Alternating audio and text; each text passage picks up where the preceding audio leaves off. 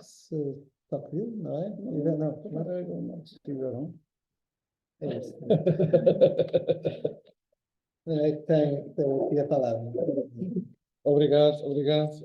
Deixem-me começar por agradecer naturalmente ao Dr. Manuel Monteiro, o convite que me fez, tão amável. Estar aqui também na companhia do meu amigo Alexandre Franco Sá, um mestre destes temas que nós vamos abordar. E eu vou obedecer ao Alexandre, pedimos para falar de Hegel, Marx, mas se for preciso passar para Tocqueville, também passamos, não? Foi lá para o meu, Marx. É Tocqueville, Marx e Aron, desistimos do Hegel, é? Não, do Hegel falei eu, mas... Não, tu também não faz mal, deixamos o Hegel. Não faz mal, deixamos o Hegel. Não tem mal nenhum.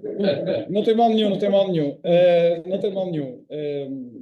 É um gosto e obrigado a todos por estarem presentes. Acho que o melhor é irmos direto ao assunto. O que é que estes três pensadores têm em comum? Talvez possamos começar por aí. Às vezes há a ideia que se faz assim, umas reuniões de uns nomes, e essas reuniões são mais ou menos arbitrárias, mas não é o caso. Hegel também não seria arbitrário e Tocqueville também não. Mas aquilo que eles têm em comum, em primeiro lugar, são três autores, três pensadores que chegaram à sua filosofia política através de uma filosofia da história, isto é, através de uma meditação do que é entender o homem e a humanidade como seres históricos. E esta ordem não é irrelevante, quer dizer, primeiro uma interpretação da história e depois uma filosofia política. Isto vale para Marx, vale para Tocqueville e vale certamente para Aron, que dedicou uma grande parte da sua vida académica, em particular a primeira parte da sua vida académica, especificamente ao estudo da filosofia da história. A sua tese de doutoramento é sobre esse tema, e depois os seus primeiros escritos são todos dedicados a essa meditação, mas mesmo depois os escritos jornalísticos, Aron nunca deixou de ser alguém que quis sempre situar a ação política na história. Bem, esse seria o primeiro ponto que têm os três em comum, apesar de serem três autores muito diferentes. O segundo ponto, talvez o mais fundamental, é este. A sua obra, do início ao fim, resulta de uma reflexão sobre aquilo que nós podemos chamar genericamente o problema da modernidade. Se a sociedade moderna, ou melhor, se os tempos modernos criaram uma sociedade inédita, nova, com novidades estruturais que condicionaram radicalmente, num modo também ele inédito, a existência dos indivíduos, então Marx, Tocqueville e Aron dedicam toda a sua obra precisamente à tentativa de compreensão, não só da natureza da sociedade nova, mas também das diferenças dessa sociedade nova com a sociedade que deixou de existir na história. E, em grande medida, viver na história também é isso, quer dizer, é conceber a possibilidade, e agora estou a lembrar-me de uma frase de Tocqueville, quando comparamos antigos com modernos, por exemplo, ou no caso de Tocqueville, quando comparamos o regime aristocrático com o regime democrático, ou no caso de Marx, quando comparamos o modo de produção capitalista com os modos de produção anteriores. Quando nós fazemos esse exercício comparativo, é como se estivéssemos, e a frase é de Tocqueville, a falar de duas humanidades distintas, uma transformação radical da alma humana, se quisermos agora regressar a um vocabulário que, enfim, não é o vocabulário de Marx, não é o vocabulário de Aron, mas, curiosamente, Tocqueville ainda preserva esse tipo de reflexão platónica de que as transformações históricas fundamentais ocorrem na nossa alma e menos nas estruturas materiais. Ou melhor, as estruturas materiais são reflexo das transformações que ocorrem na alma humana. O acontecimento pivô, digamos assim, político na história que força os três e muitos outros do século XIX e do século XX a limitarem a sua reflexão a este exercício, no fundo a natureza da sociedade nova e a comparação da sociedade nova com a sociedade antiga, é a Revolução Francesa, inevitável. Mas quando falamos da Revolução Francesa, que tem uma influência direta na obra de Tocqueville, na medida em que Tocqueville também tem um livro de interpretação do significado de história da Revolução Francesa, um livro muito famoso chamado O Antigo Regime e a Revolução. Marx também tem reflexões diretamente sobre o percurso histórico da Revolução Francesa.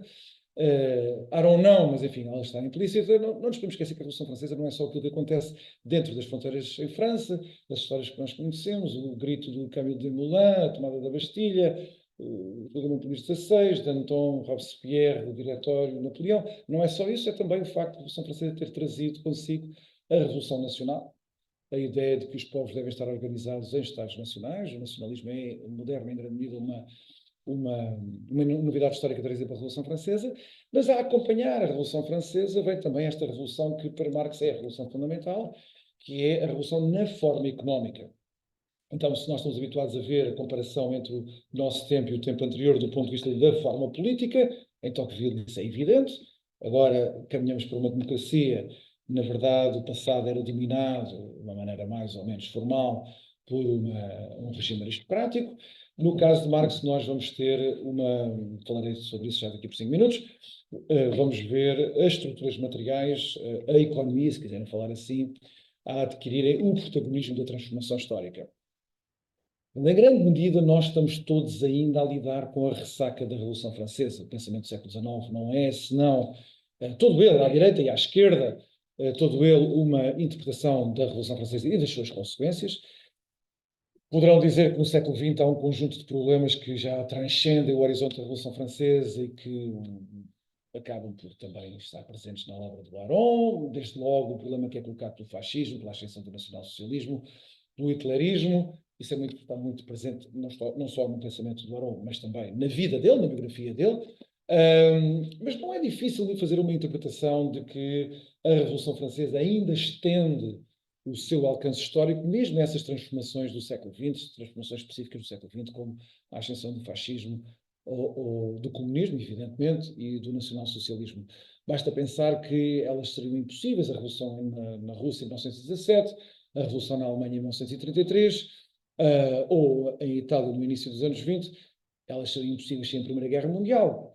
E porquê é que a Primeira Guerra Mundial tem o condão de despertar revoluções destes GEs? Bem, em grande medida porque ela é uma guerra popular.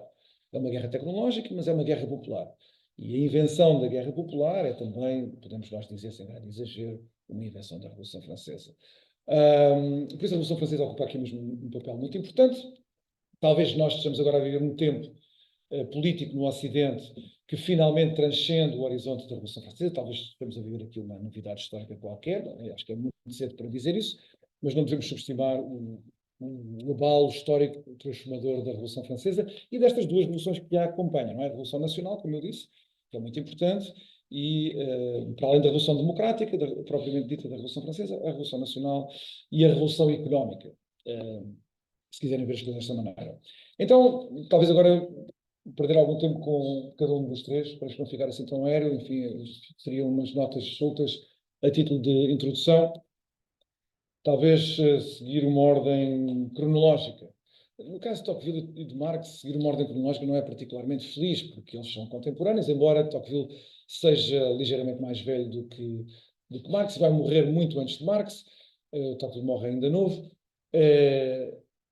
mas enfim, podemos começar por Tocqueville, depois Marx, e depois, finalmente, o que bate certo aqui nesta tríade, Aron, não só por estar mais próximo de nós, não só por vir cronologicamente depois deles, mas porque ele dedicou uma grande parte da vida precisamente a interpretar Marx e a interpretar Tocqueville, e portanto estas coisas batem certo também. Já agora, o Aron dizia uma coisa muito curiosa sobre Marx e sobre Tocqueville. Aron, em grande medida, foi responsável, não o único, o Elie Halevi também é importante aqui nesta matéria, mas o Tocqueville, na viragem do século XIX para o século XX, tinha ficado esquecido. Às vezes acontece na história da filosofia política, na história do pensamento político, há uns autores muito importantes que depois são influentes no seu tempo, mas depois aparecem outras coisas, aparecem outros interesses, e eles desaparecem do horizonte de interesse. E depois ressurgem, depois renascem. Isso tem acontecido com muita gente, em intervalos deste tipo, no século XIX, no século XX. Carlos Schmitt é um caso também evidente, mas Tocqueville também. Portanto, no início do século XX, Tocqueville, até como intérprete da Revolução Francesa, tinha desaparecido do radar, e em grande medida é Aron e o Elie Halevi também temos que incluir aqui o Elie Halevi, que é para não ficar triste, mas depois Mas o Raymond Aron vai ser muito responsável por fazer ressurgir o interesse do estudo de Tocqueville, com muito sucesso, como sabem, não é? Hoje em dia Tocqueville é um nome famosíssimo, tanto no lado da Europa continental como nos Estados Unidos da América. Mas o Aron tinha uma frase muito interessante, de comparação de Tocqueville e Marx. Ele respeitava ambos intelectualmente muitíssimo.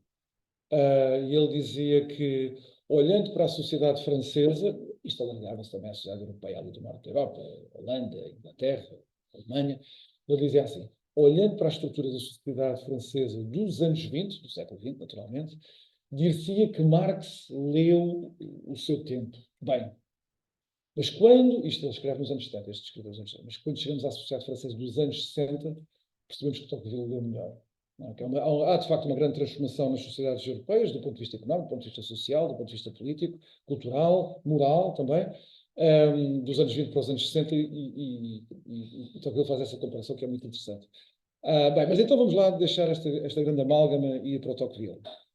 O que é que marca o pensamento do Tocqueville? Enfim, como é evidente, eu acho que toda a gente passou por esta mesa antes, deve ter feito esta qualificação, mas eu vou fazer aqui uma caricatura dos autores, evidentemente, nós não temos tempo para respeitar todos os detalhes, todas as subtilezas e matizes de gente que era incrivelmente inteligente e erudita. Nós estamos a falar de pessoas de grande gabarito, Marx, Tocqueville e o Aron, e o próprio Aron, que ainda por cima tiveram acesso, no caso do Aron, é a última geração de europeus que ainda teve acesso a uma educação clássica que, enfim, que não só proporcionava uma erudição incomparável ao que temos hoje, mas mais do que isso, uma familiaridade com estruturas intelectuais e culturais da civilização europeia, desde logo o conhecimento de línguas clássicas desde pequeninos, coisas desse tipo, que depois, entretanto, se perderam totalmente a seguir à Segunda Guerra Mundial, no continente europeu todo.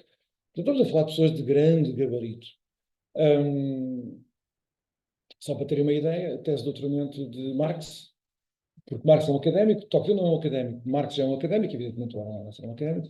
A tese de doutoramento de Marx, às vezes isto perde-se de vista, não é? Esta coisa. É sobre Lucrécio, não é sobre Lucrécio, não é sobre Hegel, não é sobre os economistas, não é sobre a Revolução Francesa, é sobre Lucrécio, o grande poeta romano, discípulo de Epicuro, que converte o epicurismo num grande poema que podemos descrever como uma espécie de epopeia do epicurismo e que é um dos livros mais influentes da civilização ocidental a partir do Renascimento italiano, que ainda por cima toda a gente julgava-se perdido para sempre. Não sei, eu perco um minuto a contar a história do Rerum Natura, que é uma história fascinante. O Rerum Natura é um poema romano, latino, que se presumia perdido para sempre. Só conhecíamos certos de obras de outras pessoas, e há um homem fascinante do Renascimento italiano, do século XV italiano, chamado Poggio Bracciolini, que, como os seus amigos, os homens dedicados ao Studia Humanitatis, os humanistas, andava obcecado em tentar recuperar manuscritos antigos desses livros mágicos que se tinham perdido. E reparem, o empreendimento do Poggio Bracciolini é ir a cavalo para os mosteiros no sul da Alemanha, onde estava tudo abandonado, não é? Onde se dizia, ouvia-se dizer que havia umas bibliotecas que os monges tinham preservado, mas que os monges não liam, ninguém sabia o que é que lá estava, e que se calhar alguma coisa, algum tesouro deveria aparecer por lá. E era preciso deslocar dias, semanas até lá, no meio das montanhas. E ele fez isso mesmo. Poggio deixou Florença, confortável, rico, foi para lá e um dia encontra o Rerum Natura. Encontra o Rerum Natura, que é uma descoberta, não digo que é equivalente à descoberta do continente americano, mas é quase. E a partir daí o Rerum Natura vai transformar o Renascimento italiano e transforma a nossa civilização. Em grande medida, o pensamento especificamente moderno-liberal é uma espécie de neo-epicurismo que seria impensável, sem a redescoberta do Rerum Natura. Por isso vejam o que a descoberta do livro pode fazer à humanidade. Pronto, eu perdi este minuto, mas acho que valia a pena. Então, Tocqueville, ele é um membro da nobreza francesa, no filme Antiga da Nobreza, da Normandia, que vai participar ativamente na política francesa logo após a Restauração, quando ainda é um jovem. Ele pertence sempre, se nós quiséssemos classificar isto em termos das famílias políticas de hoje, com muitos anacronismos aqui à mistura, ele pertenceu sempre a uma direita liberal. Aliás, é muito curioso porque ele descreve-se a si mesmo como um tipo estranho de liberal. É assim que ele se descreve a si próprio no prefácio da Democracia na América, que é a sua grande obra. Portanto, ele vai estar muito envolvido na política e vai estar envolvido no momento revolucionário francês, não da Revolução Francesa, evidentemente, porque ele andava de fraldas, mas a Revolução de 1848, que vai ser uma revolução muito importante. Ele é deputado do Parlamento, ainda do Parlamento da Casa de Orleans, da monarquia de Julho, que vai cair em 1848, mas depois vai ser eleito para a Assembleia Constituinte, quando é preciso preparar uma Constituição da nova República Francesa, que acabará mal nas mãos de eleições presidenciais ganhas por um homem que achava que devia reencarnar o Império de Bonaparte, e vai fazê-lo. E com um golpe de Estado em 1851 termina a aventura republicana em França. Mas Tocqueville vai estar presente sempre na resistência, não só ao lado mais esquerdista revolucionário, que ainda em França tinha os ecos, evidentemente, do terror jacobino, mas também das forças, digamos assim, reacionárias, das quais ele sempre se demarcou, que também estavam presentes nas câmaras ainda durante a monarquia da Restauração, depois na monarquia de Julho, e ele tentou sempre navegar entre essas duas tentações francesas, do regresso ao antigo regime de um lado e da vertigem revolucionária do outro. Ele chega a ser ministro dos negócios estrangeiros, nesses governos provisórios, nesses governos revolucionários de 1848. Mas ele vai morrer como um político desiludido, que foi impotente para travar, no fundo, a doença política francesa, tal como ela é diagnosticada. Pronto, então vamos direitinhos à democracia na América, já que nós não temos tempo para falar sobre o antigo regime e a revolução, que é uma interpretação também original de Tocqueville, que seria muito influente para compreender o significado, as causas da revolução por um lado e depois o alcance da revolução por outro. Mas a sua grande obra é, sem dúvida, a democracia na América.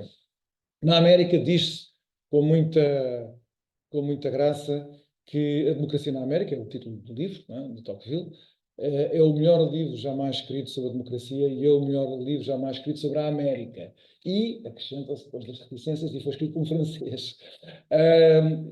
Tocqueville tem a ideia de escrever aquele livro, enfim, há várias peripécias que o levam para a América, ele procura um pretexto para ir para a América, ele precisava de sair de França por causa da questão política, e vai com o seu amigo Cristóvão Beaumont, que também escreve um livro baseado na sua experiência da América. Eles estão lá há uns anos, supostamente para visitar os sistemas penitenciários, etc., mas isso é mais um pretexto do que outra coisa. E Tocqueville escreve uma grande reflexão sobre a democracia. Ele interpreta a democracia como o grande sentido da história da humanidade. Quer dizer, se a humanidade foi regida por formas aristocráticas de um tipo ou de outro, assentes na desigualdade e do não reconhecimento da igualdade entre os homens, a história, por um sentido, às vezes num certo Tocqueville, num sentido imanente, num outro Tocqueville, num sentido providencial, divino dessa história da humanidade, ela encaminha-se para aquilo que ele chama a igualdade de condições. Para o reconhecimento, e nesse aspecto Tocqueville, que não consta que tenha estudado Hegel com afinco, é também um hegeliano neste sentido em que uma das consumações do dever histórico é o reconhecimento do homem pelo homem, se quiserem ver as coisas dessa maneira.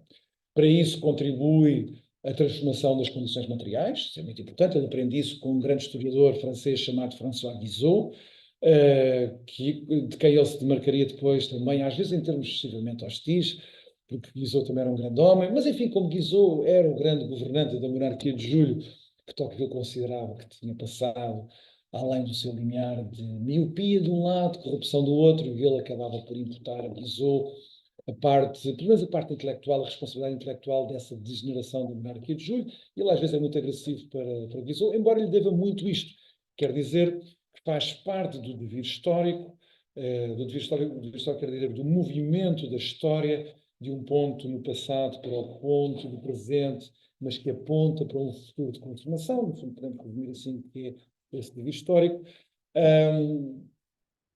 Tocqueville considera que as condições materiais aqui são muito importantes, portanto há um certo tipo de relação da humanidade com a produção dos bens que precisa, que se vai transformando, mas também a estruturação social dessa relação de produção. Quer dizer, é fundamental para interpretar este significado, este sentido da história, o facto de se formarem classes sociais e essas classes sociais terem relações, pelo menos potencialmente, de conflito. A ideia de luta de classes, que nós veremos em Marx, que é fundamental em Marx, ela está longe de ser originária de Marx, ela é antiquíssima. Está ali o Francisco Garcia, coitado, que é meu assistente lá na Católica, às vezes também tem que maturar nestas coisas. Ele sabe que eu ensino Maquiavel todos os anos aos meus alunos da licenciatura da Universidade Católica, e eu faço sempre esta questão de referenciar que Maquiavel foi sempre muito popular entre os marxistas, desde Gramsci a Zinoviev e a Câmara, os russos, gostavam muito de Maquiavel, porque Maquiavel, no século XVI, é já perfeitamente podemos aceitá-lo como um teorizador do conflito social como permanente nas sociedades. Portanto, um conflito de classes, se quiserem, Maquiavel está mais do que presente, mas quer dizer, se nós lermos com atenção a política de Aristóteles, isso também, evidentemente, já lá está, ou se quiserem, para recuarmos um bocadinho mais, o conflito entre classes, ricos e pobres, neste caso, está presente também na República de Platão, portanto, não é nada originário de Marx. Mas Guizot, de facto, ensina Tocqueville, e já agora ensina também a Marx, embora Marx não precisasse só de Guizot para isto. Marx também faz questão de insultar permanentemente o desgraçado Guizot, é uma espécie de saco de boxe daquela gente toda naquela época. Mas, como eu dizia, a ideia de que na parte, digamos assim, material do devir histórico, há uma evolução económica, se quisermos falar assim, que é acompanhada pela transformação das estruturas sociais. E essa transformação normalmente ocorre sob a forma de conflito entre classes. Depois, como é que essas classes são caracterizadas? Essa é outra questão. Para Tocqueville, o ponto fundamental é que nós viemos de um mundo aristocrático, de um mundo da desigualdade, e isso determina um certo tipo de alma humana, um certo tipo de existir humanamente. E a Revolução Francesa e outras revoluções que estão a ocorrer, desde logo a Revolução Americana, que ele vai estudar quando vai para a América, apenas refletem, apenas reproduzem uma tendência da história, de uma maneira mais ou menos violenta, mais violenta em França, menos violenta na América, da produção dessa transformação rumo à igualdade de condições. E, portanto, a democracia na América é um estudo não só do que era a sociedade do passado, a sociedade que ficou para trás, a sociedade que se perdeu irreversivelmente. No fundo, há aqui um problema de obsolescência histórica, é a sua crítica, a fonte da sua crítica à direita reacionária é que não compreende o seu essencial anacronismo, uma crítica que o século XIX vai fazer muitas vezes aos saudosismos do antigo regime. As críticas já não se colocam provavelmente num plano moral, mas num plano meramente histórico. Quer dizer, são pensamentos anacrónicos, querer regressar à sociedade aristocrática, mas o que é curioso em Tocqueville, e ele maravilha-nos com essa sua sensibilidade, é que ele também está perfeitamente consciente do valor da sociedade e de alguns aspectos, algumas virtudes, algumas inclinações da alma humana que se perderam. Portanto, quando há esta transformação não é necessariamente um progresso, embora ele a apresente como um progresso. Ele considera que a sociedade democrática é superior à sociedade aristocrática nos aspectos decisivos, nos aspectos fundamentais. Não quer dizer que não haja outros aspectos que Tocqueville não considera, que, como eu vos dizia, em que o enobrecimento da alma humana era possível nas sociedades aristocráticas e deixa pura e simplesmente ser possível nas sociedades democráticas. Há um estreitamento da alma humana quando passamos de uma sociedade para outra, mas Tocqueville quer dizê-lo sem qualquer espécie de fundação de um projeto político para recuperar esses aspectos. Ele achava que todo esse tipo de projetos de conciliação da sociedade moderna com a recuperação daquilo que enobrecia aristocraticamente a alma humana estão condenados ao fracasso. Já agora, é uma das suas fontes de crítica a Guizot. Ele achava que Guizot padecia dessa ingenuidade, uma amarra à espécie de afeição ao tempo aristocrático, sem querer perceber que ou se tem uma sociedade ou se tem a outra, e na verdade nem sequer se pode ter a anterior, nem sequer essa escolha entre a anterior e a posterior pode ser feita, porque a história dita a emergência da sociedade posterior. E esta sociedade é a sociedade democrática. Para Tocqueville é mais importante os efeitos que a sociedade democrática produz sobre a alma humana do que propriamente sobre as instituições. As instituições estão indeterminadas pela experiência histórica dos povos. Portanto, nós podemos ter vários tipos de democracia com vários tipos de instituições. Para Tocqueville, no entanto, a escolha dramática em política é feita entre duas formas de democracia. Portanto, reparam, o que ele está a dizer é que o sentido da revolução histórica é a confluência para a igualdade de condições, na expressão de Tocqueville. Reparem, é a igualdade de condições, de um ponto de vista também material, mas é sobretudo para utilizar uma outra expressão dele, que é o sentimento da semelhança, nós olharmos para o outro e o vermos como um semelhante, é mais importante isso do que saber se ele é mais rico ou mais pobre, embora a riqueza e a pobreza aqui também tenham a desempenhar o seu papel. Mas Tocqueville considera que a escolha política dramática que está em cima da mesa, até no seu tempo de vida e para o futuro, que ele consegue ver, que ele consegue vislumbrar, enfim, a minha imaginação literária também não é a melhor de todas, mas eu sempre tive esta referência na minha cabeça, até porque li um texto uma vez sobre isso, que era semelhante à ideia do famoso livro do Robert Louis Stevenson, não é? O Dr. Jekyll e Mr. Hyde, não é? A mesma pessoa, Dr. Jekyll, a mesma pessoa, Mr. Hyde. E Tocqueville considera que a democracia é suficientemente indeterminada para poder cair para um lado ou para o outro. E é aí que entra o espaço da intervenção política, salvar a democracia de si mesmo. Agora, se uma vez mais ele considerava que Guizot e os seus aliados alimentavam a ilusão que ainda era uma espécie de sedução do espectro aristocrático e achar que nós só salvamos a democracia de si mesma nas suas inclinações, agora para falar outra vez com um grande anacronismo, com as suas inclinações totalitárias, estão a ver? Em que a democracia se torna o governo do povo para o povo se governar a si mesmo sob a forma de um despotismo suave, que é também uma expressão de Tocqueville. Ele considerava, no entanto, que Guizot e os seus pares pareciam também desta ingenuidade política ao considerar que aquilo que salva a democracia de si mesma são ainda recursos aristocráticos. Ou uma moral aristocrática, ou instituições aristocráticas, ou princípios políticos gerais aristocráticos. Tocqueville diz que não. É dentro da arte democrática de fazer política que nós temos de encontrar os instrumentos para salvar a democracia de si mesma. E para dar um exemplo, que é um exemplo muito célebre, a meu ver não é o exemplo mais interessante, mas também é muito citado sempre, a propósito de tudo e de nada, Tocqueville vai dar um exemplo que é este. A democracia, em particular a democracia americana, a francesa ainda não tinha sido capaz de fazer isso na interpretação dele, mas a democracia americana era a democracia da arte da associação, em que os indivíduos que em democracia são entregues a si próprios, no movimento de atomização da sociedade, já que a democracia, esta revolução democrática, é a revolução também do indivíduo, e os perigos que essa atomização da sociedade trazem. Tocqueville diz que a democracia americana também ensina, exorta, incentiva os indivíduos americanos a associarem-se entre si. Com que finalidade? Com todo o tipo de finalidades. Desde para fundar uma equipa de futebol, para abrir um jornal, para reparar uma estrada. Uma das coisas que mais o maravilha na sociedade americana é essa. Os americanos, para tudo e mais alguma coisa, associam-se. Associações voluntárias. E ele até diz, em contraste, enfim, isto é escrito também ainda na década de 40, década de 30, depois década de 40, em que ele diz, no século XIX, evidentemente, em que ele diz, bem, na América encontramos para qualquer tipo de projeto uma associação, em França, para qualquer tipo de projeto, vão encontrar o Estado. A França vai ser, os franceses vão à procura que o Estado faça as coisas por ele. Então, portanto, vejam que Tocqueville dizia que na América há aqui uma possibilidade de ser uma democracia Dr. Jekyll, mas na França há sempre esta possibilidade, porque as condições sociais não eram as mesmas, de a democracia degenerar numa democracia Mr. Hyde. Isto é um exemplo de como podemos ter um instrumento democrático a reformar internamente a própria democracia.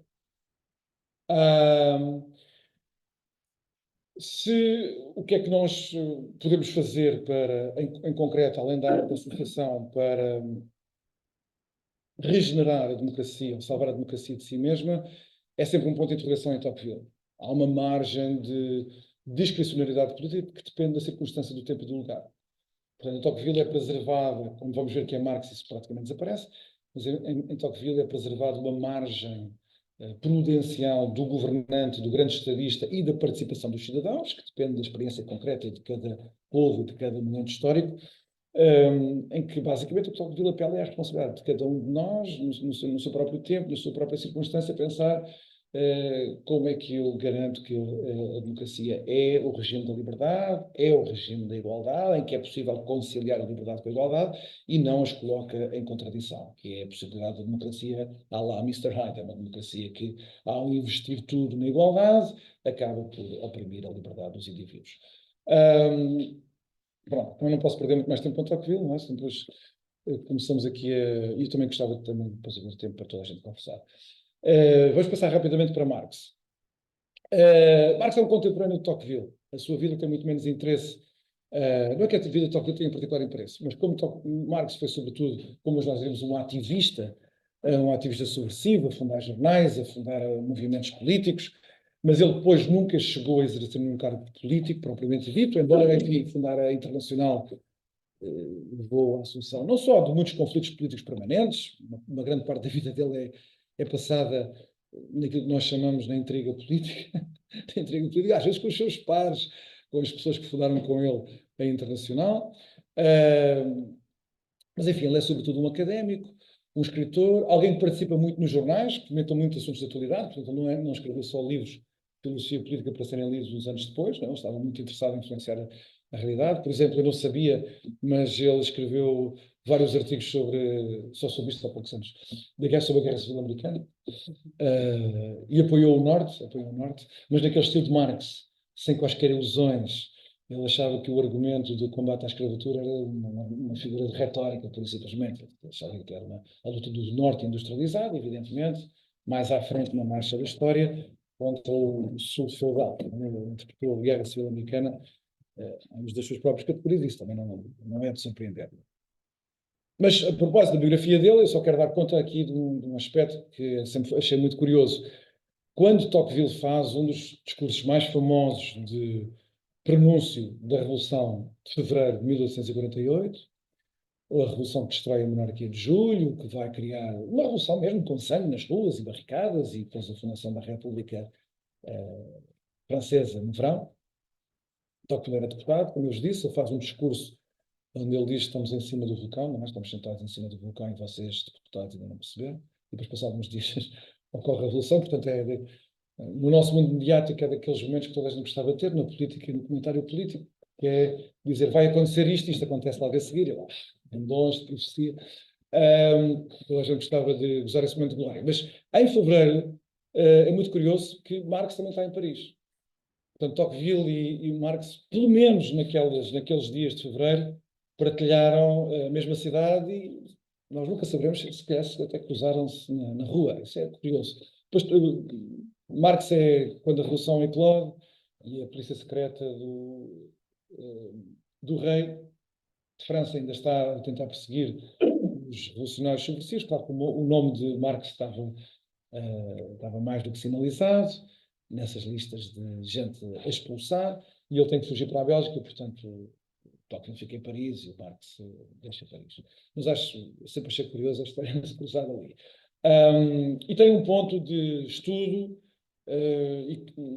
coincidente, quer dizer, ambos estudaram profundamente dois livros de Guizot, de François Guizot. Marx detestava Guizot como um historiador burguês, evidentemente, mas a história das origens do governo representativo, que é um grande livro de Guizot. Os dois livros resultam de palestras que Guizot deu na Sorbonne, se não me falha, e um livro sensacional do Guizot, que é a História da Civilização na Europa. São dois grandes livros, mas a História da Civilização da Europa, como ainda é mais curto e é menos maçador, é um livro fulgurante. E ambos aprenderam muito, para formar também a sua concepção da filosofia da história, mas no caso de Marx, a grande dívida dele é, evidentemente, Hegel. E isso, enfim, nós não podemos estar agora aqui a discutir a influência de Hegel sobre Marx, portanto, podemos falar de Hegel, mas isso não dá, não é? E já ficaram com a aula do Alexandre. É melhor, enfim, fazer uma espécie de salto por cima, dar isso por adquirido, e passar diretamente à novidade de Marx. O que é que Marx traz de novo? Bem, a meu ver, se Tocqueville é talvez a primeira testemunha de que tudo o que está a acontecer no final do século XVIII e no início do século XIX é a Revolução Democrática, que nós podemos esgotar o significado histórico de todas as perturbações políticas, de todas as transformações nos princípios que orientam o próprio debate político como a consumação da Revolução Democrática, e Tocqueville é o primeiro a fazê-lo, acho que sobre isso não restam dúvidas nenhumas. Então nós temos de dizer que a primeira testemunha também.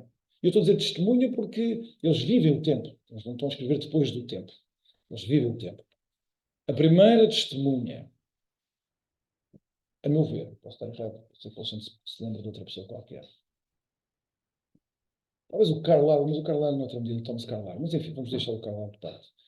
Mas eu diria que Marx é a primeira testemunha.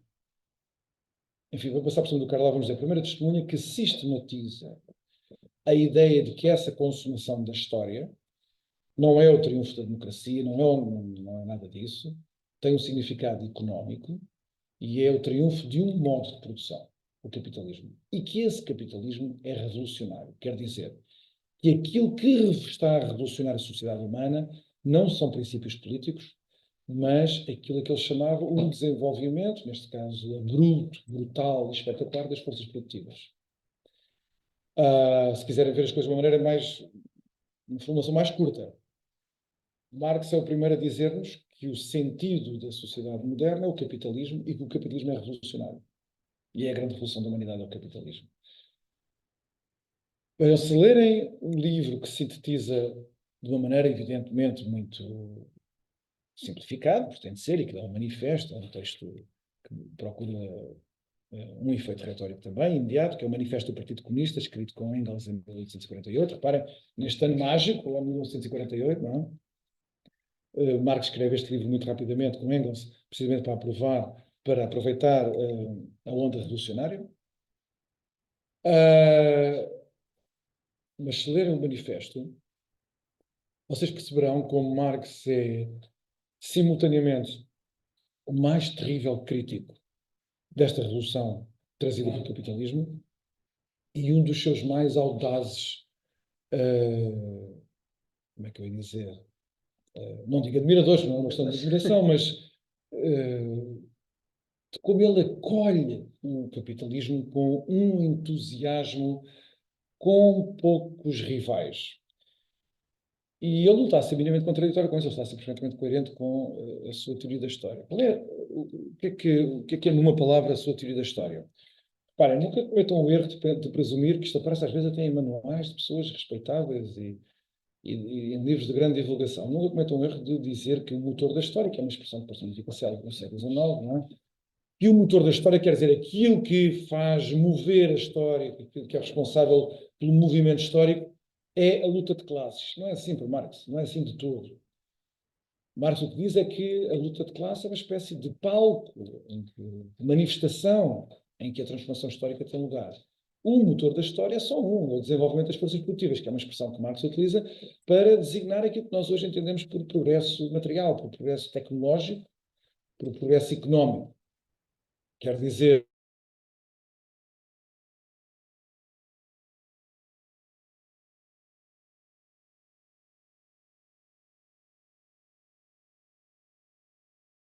precisa de trabalhar, e trabalhar significa agir sobre a natureza. Ele tem de extrair da natureza aquilo que a natureza não lhe dá gratuitamente. E o seu próprio corpo é imperfeito para obter esse metabolismo, essa troca em que, dominando a natureza, extraímos dela o que precisamos para a nossa vida. Então nós precisamos de construir ferramentas, precisamos de construir instrumentos que acrescentam às faculdades do nosso corpo e às faculdades do nosso espírito a uma natureza que é resistente. Mas então a evolução da humanidade, a evolução histórica da humanidade, tem no seu centro a história e da evolução dos instrumentos que a humanidade vai construindo para levar a cabo esse domínio sobre a natureza.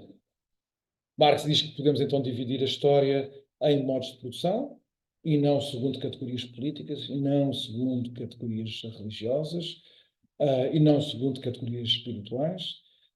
Devemos dividir a história, portanto, em categorias que têm critérios fundamentalmente económicos, e ele propõe, enfim, vamos deixar a questão do capitalismo primitivo, que se levávamos longe demais, mas ele propõe basicamente resumir a história do Ocidente, depois ainda há a questão asiática, que é muito complexa, porque Marx deixou uma série de escritos sobre a experiência dos povos que estão fora, por enquanto, estiveram fora da esfera do capitalismo. Vamos deixar isso de parte, que isso é uma grande confusão. Para o Ocidente, ele determina que houve 3 modos de produção, essencialmente: o esclavagismo, onde a relação de desigualdade, a relação de exploração em torno do excedente dessa produção que a humanidade leva a cabo, portanto, se a humanidade está nesta luta permanente contra a natureza para extrair dela aquilo que precisa, os produtos de que precisa, dessa luta permanente gera-se um excedente. E desse excedente gera-se um conflito social permanente em torno de quem se vai apropriar desse excedente. No caso da sociedade esclavagista, evidentemente está a pensar nas sociedades antigas, na sociedade romana e grega, ele diz que esse trabalho é levado a cabo por escravos, portanto, o escravo é o grupo, vamos chamar assim por enquanto, o grupo social que leva a cabo o trabalho humano necessário para a sobrevivência do todo da humanidade, mas debaixo de uma relação de opressão, em que evidentemente o escravo é o oprimido, e o excedente realizado pelo escravo, pelo trabalho do escravo, é apropriado pelo senhor do escravo. Já falarei sobre o resto da sociedade, que é para chegarmos ao capitalismo, senão a gente nunca mais sai daqui. E depois do esclavagismo, nós teremos o feudalismo, que, enfim, marcaria a sociedade europeia entre, grosso modo, o final do Império Romano, a queda do Império Romano no Ocidente, e, vamos dizer assim, a época dos descobrimentos. Normalmente diz-se a Revolução Francesa, mas na verdade há uma referência aos descobrimentos muito interessante no Manifesto do Partido Comunista de Marx, e como nós somos portugueses, apesar de tudo, vamos deixar aqui essa referência aos descobrimentos. E aí, reparem, a relação de opressão não se altera, ela mantém-se intacta, os seus protagonistas é que mudam. Já vamos ver como é que eles mudam. No caso do feudalismo, como o próprio nome indica, nós vamos ter aqui uma classe social constituída por senhores feudais, por barões, que têm ao seu serviço, ou debaixo da sua opressão, chefes da terra que trabalham na terra. Uma vez mais, o excedente desse trabalho levado a cabo pelos servos é apropriado pela classe opressora, evidentemente, e, portanto, essa relação de desigualdade permanece, com outros protagonistas relativamente ao modo de produção anterior, mas, no fundo, ambas as sociedades, ambos os modos de produção, para ser mais rigoroso, feudalismo e esclavagismo, elas têm sempre um movimento subjacente a corroer as suas instituições básicas, desde logo as instituições que protegem a relação de opressão, de um lado senhor de escravo sobre o escravo, do outro barão sobre servo. Há sempre instituições que protegem estas relações de opressão, mas há um movimento subterrâneo, um movimento subjacente muito mais poderoso do que religiões, princípios morais, orientações espirituais, muito mais poderoso do que a política, que está sempre a corroer essas mesmas instituições, e é por isso que um modo de produção substitui o outro. Finalmente, e Marx parece que concebeu a história do passado simplesmente para preparar a sua interpretação do presente, chegamos ao modo de produção que verdadeiramente interessa a Marx, que é o capitalismo. Então vejam, o que é que acontece? O capitalismo sucede diretamente ao feudalismo por implosão do feudalismo, mas a relação de opressão, uma vez mais, mantém-se intacta. Portanto, faz parte da estrutura da interpretação política do pensamento de Marx e dos marxistas a preservação deste elemento central. Aquilo que é central na interpretação da sociedade é perceber quem são os protagonistas de uma relação que é constante na história da humanidade, que nunca muda, que é a relação de opressão do opressor com o oprimido. E como Marx tem esta ideia de que o motor da história resulta do desenvolvimento das forças produtivas, portanto, a tal força subterrânea, a tal força subjacente, que não para, que não é travada e, portanto, está sempre a corroer as instituições, primeiro do esclavagismo e depois do feudalismo e depois também, finalmente, do capitalismo. Marx vai dizer que a tal relação entre opressores e oprimidos tem sempre um cariz económico. E no capitalismo ela torna-se mais explícita, ela torna-se totalmente nua. Então, o que acontece é que em cada uma das revoluções, na passagem de um modo de produção para o outro, agora vamos nos concentrar na passagem do feudalismo para o capitalismo, o que nós temos é o antigo opressor, no caso o barão feudal, é removido da sua posição de opressão e é o oprimido que ascende ao topo dessa relação de opressão. O oprimido torna-se o opressor.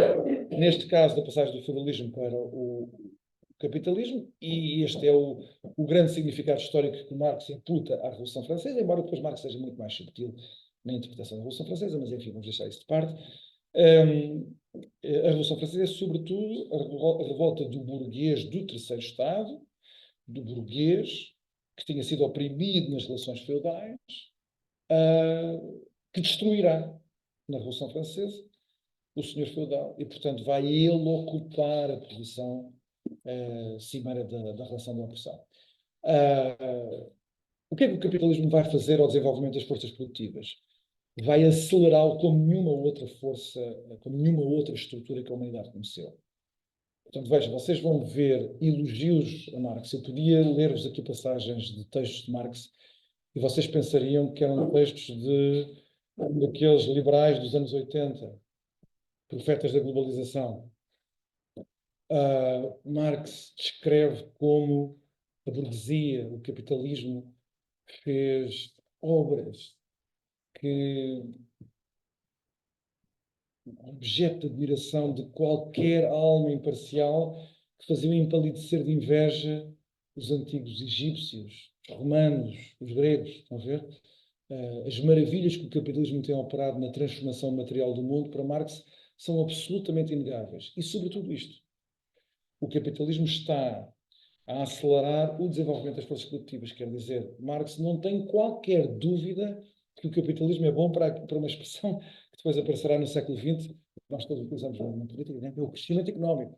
Toda a gente gosta muito de crescimento económico. Marx não tinha qualquer dúvida que o capitalismo tinha acelerado o crescimento económico, que é uma tese que hoje os socialistas radicais, quando olham para o passado, têm dificuldades em aceitar. Marx não tem qualquer dúvida em aceitar. Ele achava que era um capitalismo empobrecedor das classes oprimidas. Mas isso é outra questão. Agora, que o capitalismo estava a levar a uma taxa de aceleração do desenvolvimento tecnológico, de tal luta do homem contra a natureza, a um grau inaudito, ele não tinha qualquer dúvida e ele descreve isso de uma maneira, às vezes até empolgante. Às vezes até empolgante.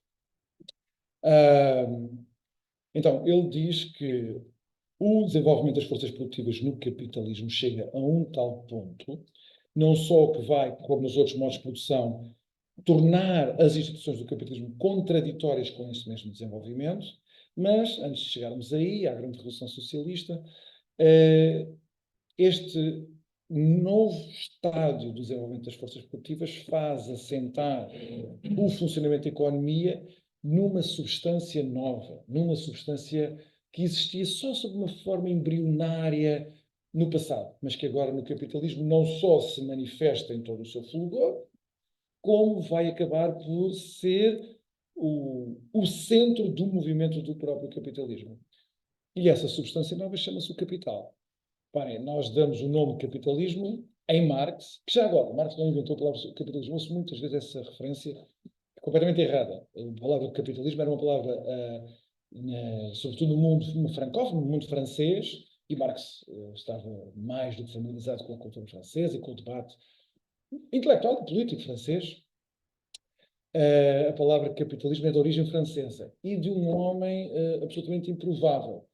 A primeira pessoa a utilizar a palavra capitalismo é Bonald, que é uma das grandes referências do pensamento, enfim, dito reacionário, pronto, ok, vamos chamar assim, contra-revolucionário, em rigor conservador, porque chamavam-se eles próprios conservadores, mas, enfim, não vamos arranjar confusão agora com isso, Alexandre. No centro do capitalismo está esta substância que é o capital. O que é o capital? O capital é uma relação, é uma substância própria, que mais do que qualquer outra coisa é responsável por todas as características do capitalismo. Então Marx julga que encontrou a fonte de geração do capital e também Marx também achava que possuía finalmente a chave que decifrava o movimento interno do capital. Então, falando muito rapidamente das duas coisas. De onde é que nasce o capital, por assim dizer? O capital tem de nascer do movimento de apropriação, que nós vimos que era uma constante histórica, era os modos de produção, mas que no capitalismo adquire um cariz novo, em torno de uma instituição central, que, enfim, para utilizar uma expressão que toda a gente compreende, que é nossa, não é de Marx, mas que respeita perfeitamente o espírito da obra de Marx, que é o mercado de trabalho. O capital nasce naquilo que hoje nós chamamos de mercado de trabalho. No mercado de trabalho nós temos agentes, uns que compram trabalho e outros que vendem trabalho. No caso das categorias marxistas, os capitalistas burgueses de um lado, e porque é que eles contratam trabalho, porque é que eles compram trabalho, porque eles possuem, através da instituição da propriedade privada e do monopólio que adquiriram, as tais ferramentas que a humanidade está a criar, primeiro de uma forma rudimentar, no capitalismo de uma forma ultra sofisticada, as ferramentas que são necessárias para o trabalho humano engendrar o tal metabolismo com a natureza. Portanto, eles possuem os meios de produção, que é a linguagem de Marx, que às vezes é um bocado confusa, às vezes não, acho que não é a mais feliz de todas, mas é o vocabulário de Marx, também temos que o respeitar.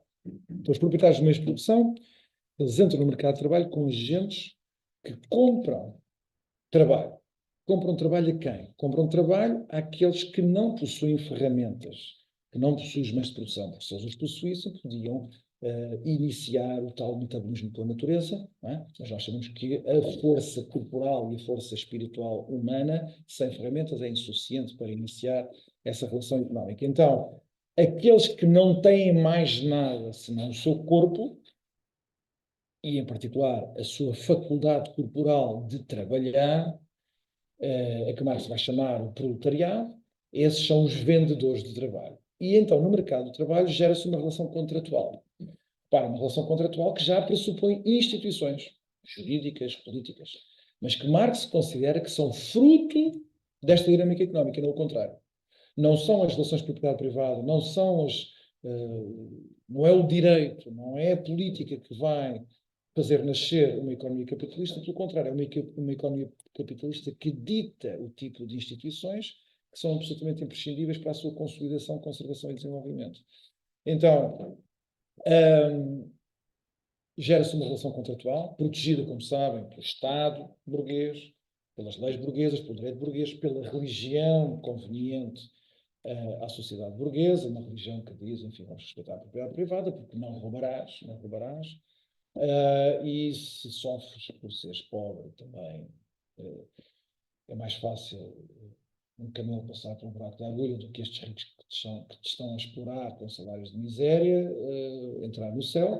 De uma religião do apaziguamento interior da indignação e da revolta, um narcótico, o ópio do povo, não é? Que é uma expressão que sabem, como sabem, é uma expressão de Marx muito famosa. Curiosamente, essa frase de Marx é muito bonita, não sei se conhecem a religião, o ópio do povo, mas ele diz uma coisa muito bonita. É o que ainda sobra de espírito no mundo sem espírito, ou de alma no mundo sem alma. É muito curioso. Normalmente só se corta-se ali a frase a meio, mas é uma frase muito bonita. O Marx era um grande prosador, Tocqueville também era. Tocqueville era um prosador absolutamente fantástico, superior até a Marx como prosador. Mas Marx também era um grande prosador.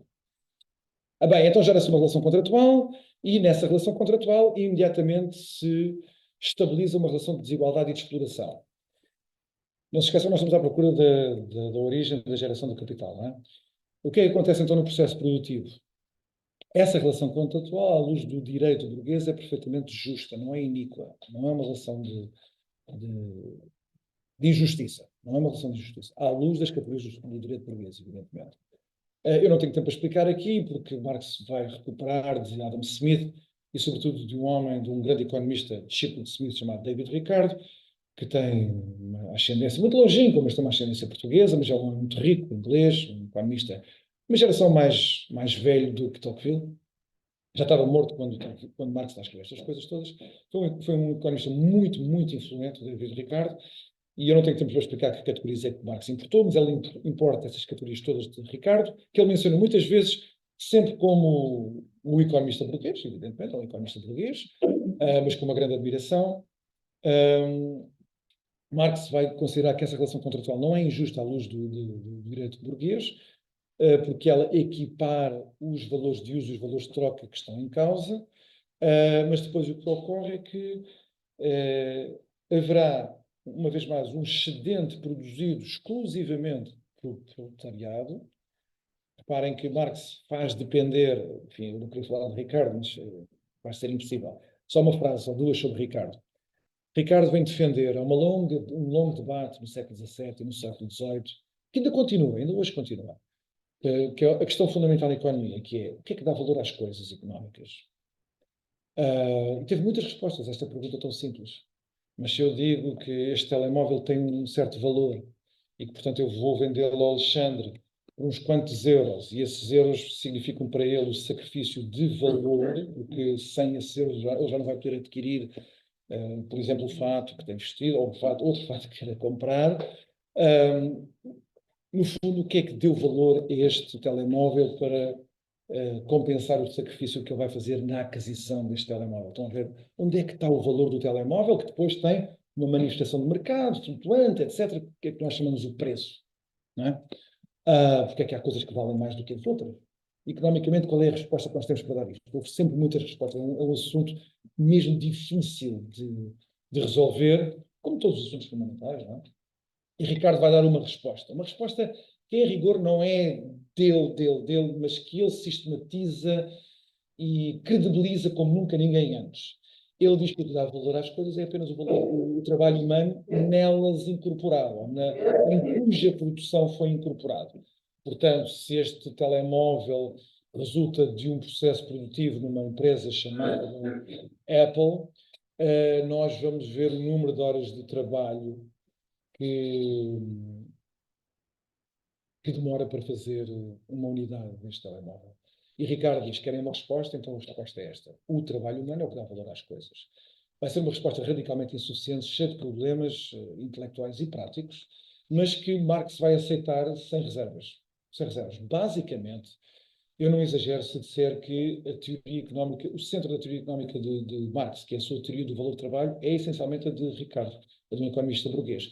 Para vejam, Marx é mais consequente do que Ricardo a tirar as consequências morais e políticas desta teoria económica. Porque ele vai fazer da teoria do valor do trabalho, ou melhor, ele vai ler na teoria do valor do trabalho de Ricardo imediatamente uma teoria da justiça. Se quem dá o valor às coisas é o trabalhador e não o proprietário das ferramentas, porque é que é o proprietário que depois vai vender o telemóvel e não o trabalhador que o fez? Vamos ver? A teoria de Ricardo indica imediatamente o momento da apropriação, ou melhor, o momento de expropriação. O valor foi o do trabalhador. Foi o trabalhador que incorporou esse valor. Portanto, o objeto vale porque o trabalhador trabalhou. O capitalista acrescentou zero ao valor do bem. Mas, no entanto, é ele que, por ter a propriedade privada dos meios de produção que cooperaram com o trabalhador, é ele que vai ter a propriedade privada do objeto produzido pelo trabalhador. E, portanto, é ele que vai arrecadar o valor de troca, enfim, isto agora não dá para estar a explicar tudo, mas o valor de troca, ou se quiserem, o preço que recolhe no mercado livre de compra e venda de telemóveis. Então vejam, se Ricardo não consegue perceber que a teoria do valor do trabalho indica imediatamente para a expropriação dos proprietários privados dos meios de produção, pelo contrário, o Ricardo é um defensor da sociedade burguesa sem qualquer reserva, embora não fosse um inimigo da classe trabalhadora, por razões que eu não posso estar agora a explicar. Marx, ao contrário, como eu estava a dizer, lê na teoria do valor do trabalho a teoria da justiça que lá está, que é imanente. Que é imanente. Marx é consequente, é mais consequente do que Ricardo, do ponto de vista político, mas não deixa de ser paradoxal que ele vá retirar. Já agora, é muito curioso que depois, quando aparece uma outra resposta, que eu não vou abordar aqui, ao problema do valor económico, uma resposta de refutação, de repúdio da teoria do valor do trabalho, que virá de escolas liberais, digamos assim, eles vão dizer que o Marx é o último dos economistas clássicos, apesar de ser um revolucionário que queria destruir os economistas clássicos que eram todos burgueses. De facto, ele é nesta estrutura fundamental, neste centro, neste aspecto estrutural da sua teoria económica, ele é ricardiano. Pronto, então, Marx vai chamar a este excedente que é apropriado pelo capitalista, vai-lhe chamar mais-valia. O capitalista está sempre interessado em maximizar a mais-valia e, por definição, a mais-valia é maximizada com a maximização da exploração do trabalhador. Então, o capitalismo é esta substância própria que resulta da multiplicação da mais-valia. Então, vejam, Marx gostava muito de uma imagem, de uma metáfora, que depois Lenin, o Trotsky, esses grandes revolucionários russos vão sempre usar, que é, e hoje está muito na moda, que é a imagem vampírica. O capitalismo tem uma relação vampírica com o sangue vivo da sociedade. Isto quer dizer o quê? Se o trabalho humano é o que dá o valor às coisas, e o trabalhador é o que trabalha, o que incorpora trabalho nas coisas, e é ele o protagonista da tal relação com a natureza, da tal relação de domínio e de exploração da natureza. Então, o capitalismo desculpem, a substância do capital que depende da maximização da mais-valia, tem a mesma relação com o trabalho que um vampiro tem com sangue vivo, com aqueles que estão vivos, estão a ver? Mas tal como, vejam bem como a imagem é bem escolhida por Marx, ela tem uma violência revolucionária retórica também enorme, claro, sabemos que isto depois tem um potencial violento enorme, com certeza que sim, mas agora vamos aliar-nos disso por um bocadinho. A metáfora é muito bem escolhida porque, se vocês se recordarem, o vampiro, ele não está vivo. E é por isso que ele também não pode extrair sangue dos mortos, nem o sangue de outros que são mortos-vivos como ele. O vampiro precisa de sangue que está vivo. Vejam, se levando a sério a metáfora, Marx o que está a dizer é que o capital contribui zero para o valor económico das coisas. Não há nenhuma possibilidade de racionalizar a cooperação entre capitalistas e trabalhadores à imagem do liberalismo a dizer que o valor económico das coisas resulta da cooperação entre ambos. Não há cooperação nenhuma porque uma parte contribui tudo e outra parte não contribui nada. Então, uma espécie de peso morto, estão a ver?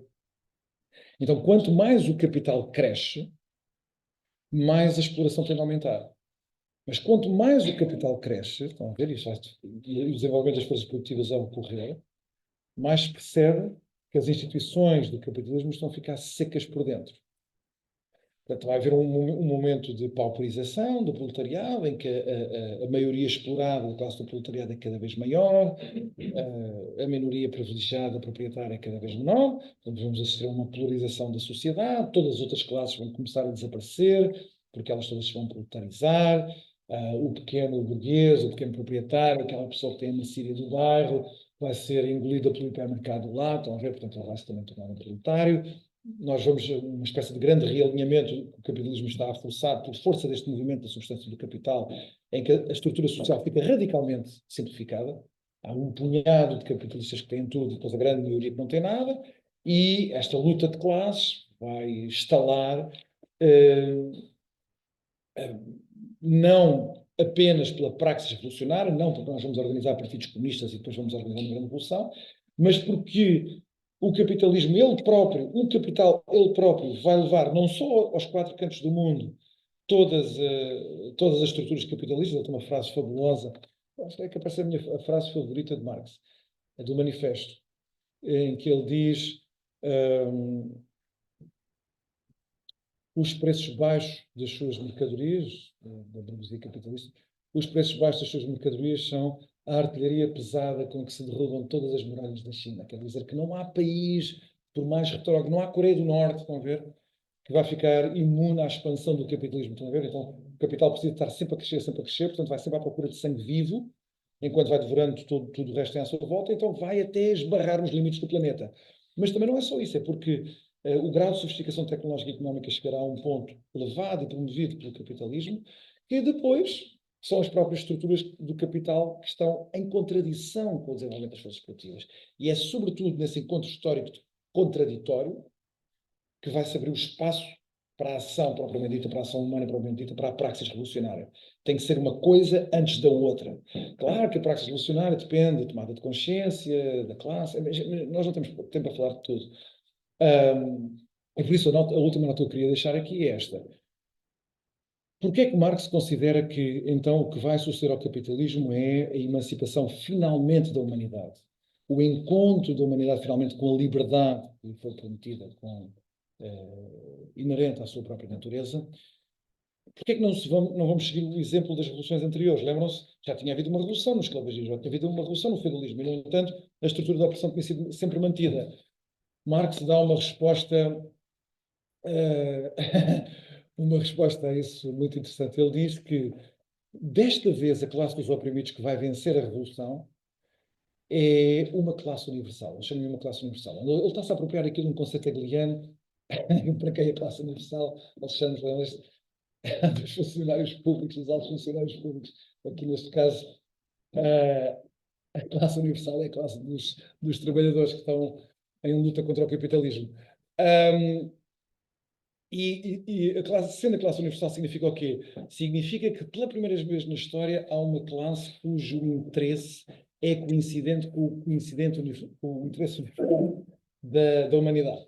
Portanto, a realização, se quiserem falar nestes termos, do interesse do proletariado, que é emancipar-se da sua opressão, é simultâneo, coincidente e sinónimo com a emancipação do todo da humanidade. Claro, depois conhecer-se-á o comunismo e o comunismo conduzirá-nos a esse grande momento de emancipação. Eu gostava de falar nos princípios de justiça do comunismo, depois não já não dá, senão já não tem tempo. Vamos finalmente. 10 minutos, não? Para o Arão. Bem, o Arão, o que é que nós podemos dizer sobre o Arão? O Arão é um professor universitário, portanto, a vida dele não tem interesse nenhum. Só com, enfim, é um professor universitário em França, judeu, que vai escrever nos jornais, não se vai meter na política, embora tenha havido ali uma tentação ali nos anos 50, mas vai ser uma voz de sensatez, às vezes completamente isolada, sobretudo na França do pós-Segunda Guerra Mundial, dominada pelas novas modas intelectuais, que misturava o existencialismo heideggeriano com o marxismo. E a grande figura desta grande revolução intelectual em França, de pouca dura, mas que nos anos 50 é poderosíssima, é um homem chamado Jean-Paul Sartre, que, por coincidências, tinha sido o melhor amigo de Aron quando eles andavam no liceu. E depois, o Aron teve sempre uma grande mágoa. Teve sempre uma grande mágoa de ter perdido aquela amizade. Sartre nunca mostrou nenhum sinal de que tivesse sentido alguma mágoa, eles eram muito próximos. O Aron tinha uma enorme admiração pessoal pelas capacidades intelectuais do Sartre. Eu acho que não estou a enganar-me se disser que o Aron sempre pensou que intelectualmente o Sartre era superior a ele. O Aron dizia: eu não era capaz de fazer uma direta, enfim, não se utilizava a expressão de fazer uma direta. Fazer uma direta, não dormir durante a noite e escrever uma peça de teatro. O Sartre era capaz, com 20 anos. E o Aron dizia: eu nunca seria capaz. O Aron era um tipo muito humilde e uma grande parte da sua sabedoria também vem dessa sua conservação permanente, dessa humildade no meio da vaidade e da ubris da classe intelectual francesa do pós-Segunda Guerra Mundial. Mas ele, enfim, ele era amigo do Sartre, que rompe com ele. Eu tenho que contar esta história. O Sartre é o responsável por aquela grande síntese, enfim, para alguns uma síntese excelente, para outros uma síntese muito mal amanhada, a começar pelo próprio Laron, que achava uma síntese muito mal amanhada, entre o existencialismo heideggeriano e o marxismo. Mas quem apresentou o pensamento de Heidegger a Sartre foi o Aron. O Aron vai para a Alemanha estudar. Eles todos estavam em França, quando eles eram miúdos. Já depois do liceu, mas na universidade, o Sartre e os outros ficam todos ali em França, em Paris, nas esplanadas do Boulevard Saint-Germain, bem agradáveis, no verão, e ele vai para a Alemanha. E ele vai para a Alemanha e quando vem da Alemanha diz aos amigos, incluindo ao Sartre: malta, pá, os alemães têm lá uns tipos fenomenais. Ele aprendeu muito bem, estudou lá Max Weber e essas coisas todas, e eu gostava muito de Max Weber, mas ele disse: pá, há uns tipos, pá, da fenomenologia, que aquilo é uma loucura. E por isso, se vocês querem saber o que é que está a passar na filosofia, vocês têm que estudar isto. E é por isso que o Sartre depois vai estudar a fenomenologia. É por influência do Barão. Nessa altura eles ainda eram amigos. E depois eles rompem, o Sartre vira radicalmente à esquerda, torna-se um stalinista, defender os julgamentos de Moscovo, na grande repressão interna do Partido Comunista Russo, etc. E todo aquele grupo à volta do Sartre excluem o Aron e denunciam-no com regularidade nas páginas do Tempo Moderno e do Esprit, aquelas revistas todas que começaram a aparecer naquela altura. Como a voz do capital, o defensor da sociedade burguesa, a sociedade burguesa que evidentemente estava completamente ultrapassada, e a revolução estava ao virar da esquina, e claro, tinha-se perdido na história, portanto ele não merecia a consideração. No entanto, deixa-me só chamar-vos a atenção para isto. Vai haver um momento de reconciliação dos dois, não vamos chamar de reconciliação, mas de um encontro dos dois nos anos 70. O mundo dá grandes voltas, mas naquela altura eles eram mais velhotes, Sartre estava praticamente cego, e é o momento de um grande movimento de refugiados no Sudeste Asiático, por força da conquista do Vietnã do Sul pelo Vietnã do Norte primeiro, que hoje em dia nem gosto de contar essa história, foi uma calamidade humanitária, os tipos do Vietnã do Norte entraram para ali matar todos os inimigos do povo, toda a gente, uma catástrofe sem nome. Mas enfim, como a guerra do Vietnã foi o que foi, não se pode contar esta parte da história. E depois o Camboja. sobre Pol Pot. Isso gerou, como vocês sabem, o Vietnã e o Camboja têm uma costa marítima grande, o que permitiu a uma parte da população do Vietnã do Sul e depois do Camboja fugir em barcos rumo à única réstia de civilização e de esperança que havia nos anos 70 no Sudeste Asiático, que era a colónia inglesa de Hong Kong. E então foram aquelas pessoas voltadas de barco, morreram milhares de pessoas, como agora morrem, a atravessar o Atlântico, não é? E foi na altura que se cunhou a expressão para os americanos de boat people. Os boat people. Os boat people eram os refugiados do comunismo do Sudeste Asiático. E organiza-se um movimento de solidariedade para com os boat people, para com aqueles refugiados. E lá a organização desse movimento de solidariedade pede ao Aron e ao Sartre para fazerem uma comunicação conjunta. E é aí que eles reencontram. Para o Aron, ou seja, onde ver as fotografias, o Sartre, que teve uma vida também muito mais indisciplinada, estava um caco, coitado, estava já ali à beira da morte. O Aron não, o Aron ainda estava bastante bem, o corpo dele, a locomoção, ótimo. E vê-se a cara de satisfação do Aron estar ali ao lado do seu ex-amigo, depois daqueles anos todos, e a cara já tem diferença do Sartre. O Sartre sempre foi um sacana, por isso não vale a pena perdermos muito tempo com ele. Embora fosse de facto muito esperto. Bem, então o Aron. O que é que nós podemos saber sobre o Aron? O Aron não era um pensador sistemático e perdeu muito tempo no comentário às situações mais emergentes do seu tempo. A Guerra Fria, desde logo, ele tem que fugir a quando da invasão alemã, em 1940, da França. Ele foge para Londres para se juntar aos gaullistas. Ele vai ter sempre uma relação difícil com de Gaulle. Sempre difícil com de Gaulle. Mas nessa altura, nesses anos, ele admirava muito o de Gaulle como líder da resistência francesa, naturalmente. Vai estar em Londres até ao momento da libertação, quando regressam à França em 44. Depois ele vai ter uma relação muito tempestuosa com o de Gaulle, vai ser muito crítico do de Gaulle. O de Gaulle também já tinha perdido a paciência com ele. Depois há uma conferência de imprensa, quando o de Gaulle já é presidente, sobre Israel, e o Aron é judeu. E há uma frase do de Gaulle em que ele se refere aos judeus, esse povo naturalmente dominador. E o Aron achou que eu tinha passado um bocadinho das marcas, então há um grande afastamento realmente ao de Gaulle e também há um momento de reconciliação, que é no maio de 68. Ele conta essa história nas Memórias. As Memórias do Aron é um livro fabuloso. Se alguém gostar de uma grande viagem por um espírito luminoso pelo século XX, leiam as Memórias do Aron. São absolutamente fabulosas. E ele conta esse episódio em que há o maio de 68, portanto, eles vivem em Paris, está tudo à espera da Revolução, há as greves nas fábricas, depois dos estudantes, e a situação parece ter fugido completamente ao controle das autoridades republicanas francesas, do governo de Gaulle. A célebre ida de Gaulle para a Alemanha convencer os seus generais a estarem com eles no caso de haver uma intervenção militar. Depois valeu a libertação dos militares que estavam presos do golpe da Argel, essas coisas todas. A história de França foi sempre muito complicada. Mas quando o de Gaulle volta da Alemanha, as pessoas pensavam que ele abandonou a França, isto está perdido, os comunistas vão tomar conta disto, ou seja lá quem for. E ele vai à televisão e faz um discurso de 3 minutos, acho que é 3 minutos, uma vez contei. 3 minutos, acho que podem ver no YouTube, acho que deve ser no YouTube. E ele, basicamente, o de Gaulle, com aquele discurso, retoma o controle da situação. E o Aron diz que estavam a ver na televisão, em casa dele, ele, a mulher e mais uns amigos, já não sei quem é que estava lá, não lembro, também já li isto há tantos anos. Mas lembro-me disto. O Aron escreve assim, estou a citar: e quando de Gaulle se calou, eu acho que disse, ele diz assim, eu acho que disse, eu não tenho interesse, eu acho que disse, viva de Gaulle.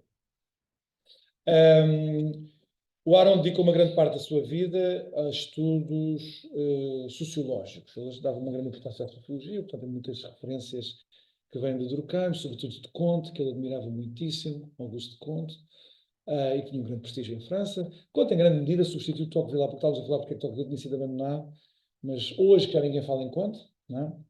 Hoje quem é que estuda Comte? Ninguém. Mas até aos anos 60 do século XX, até aos anos 50 do século XX, Comte era uma das grandes referências intelectuais da Europa. E para Aron também. Porquê é que ele dava tanta importância à sociologia? Bem, em grande medida por causa da sua filosofia da história, ou isto é, ou por causa da sua insistência na interpretação da história.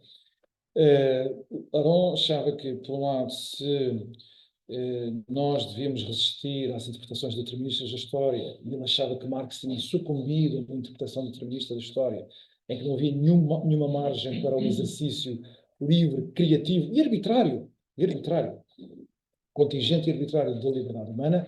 Ele achava que a história era dirigida pela confluência, pela tensão entre estas duas forças. Por um lado, forças imensuráveis de transformação social, e do outro, o exercício da liberdade humana na sua radical contingência. E por isso, quando ele foi chamado a descrever a sua própria interpretação da história, ele encontrou uma expressão, linda, não sei se conhece esta expressão, se chama determinismo aleatório. Não devemos a ver, mas é fantástico. Determinismo aleatório, porque é uma espécie de realismo probabilístico, estão a ver? Eu sempre achei que ia dar a expressão, determinismo aleatório. E ele também era muito bom com essas formações lá. Também tinha estudado, repara, tinha estudado diretamente com gente que eram mestres das formações sublimes do COGEV. Ele assistiu ao seminário de COGEV. Também esteve presente lá na conferência Walter Lippmann, que fundou o neoliberalismo dos defensores do mercado, com o Hayek, não sei o quê. E depois ele não estudou diretamente com ele, mas leu profundamente Carl Schmitt, que era também um mestre dessas formulações lapidares. Portanto, o Aron também cultivou um bocadinho isso. Portanto, ele considerava que a história era um produto dessa tensão permanente, por isso era preciso reservar sempre um espaço para a criatividade da política, e se era verdade que havia tendências históricas, materiais, económicas, que até abriam o caminho para uma certa convergência entre o sistema socialista e capitalista, que era o que estava em causa durante a Guerra Fria, depois o que conferia o valor moral, o valor político, o valor espiritual a essas mesmas estruturas materiais, era precisamente todas as instituições que resultavam da ação política e, portanto, da liberdade humana. E por isso nós não podíamos destruir, aniquilar a parte da liberdade humana em nome do triunfo imensurável e irresistível dessas grandes estruturas materiais. Portanto, Aron vai fazer uma defesa da sociedade burguesa, mas sem quaisquer ilusões. Em França, há uma expressão muito bonita para descrever a orientação política e intelectual de Aron. Aron era um liberal? Era. Mas que tipo de liberal é que era? Esta expressão é de alguém que eu já falei aqui, que também foi um profundo estudioso da história do liberalismo, que é um homem chamado Elie Alevi, que era mais velho do que Aron.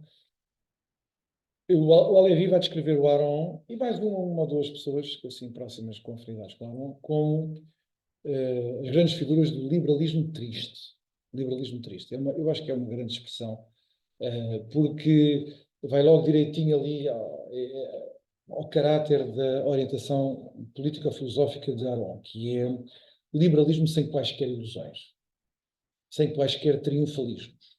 Portanto, vocês vão ver uma defesa da propriedade privada e da economia de mercado, sim, mas uma crítica, em grande medida, devastadora da interpretação da economia de mercado levada a cabo por Hayek. Hayek, como vocês sabem, é um dos grandes profetas da economia de mercado do século XX e vai ser muito influente. O Aron conhecia pessoalmente o Hayek e ele diz que admira muito a obra do Hayek e o esforço cívico do Hayek.